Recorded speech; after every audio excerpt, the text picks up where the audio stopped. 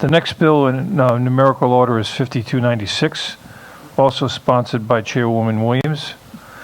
It's an act related to courts and civil procedure, specifically family court, and it provides that the family court to hear abuse allegations for immigrants up to 21 years of age.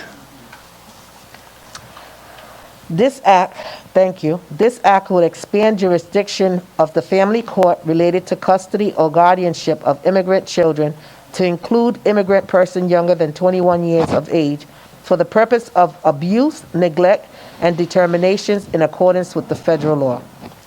This bill will protect the discrete population of vulnerable immigrant children from further parental abandonment, abuse, neglect within the family court. It applies to unmarried immigrants who are younger than 21 years of age. Just because a child is an immigrant does not mean they just should not be protected from serious abuse and neglect in the eyes of our justice system. And I need to elaborate a little bit about that. There are many people in our state, in our neighborhoods, in our cities and towns, who believe because you may not have your legal status in this country, you get what you deserve. Unfortunately, just put yourself in that position for a second. A child does not direct their parent where they want to go. A parent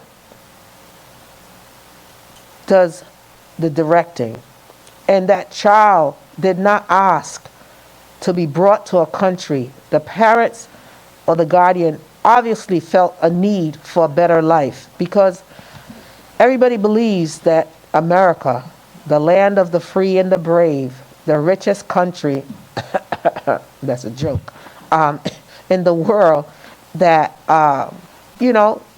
gold, you can pick it off the tree and all that kind of stuff.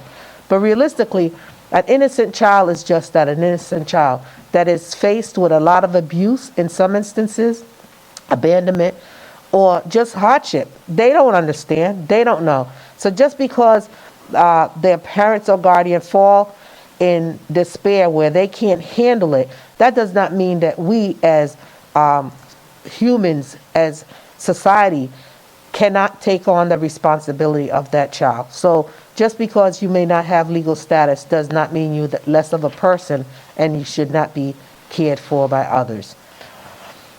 We must protect these children the same way we protect children who are born in the United States and in the state of Rhode Island.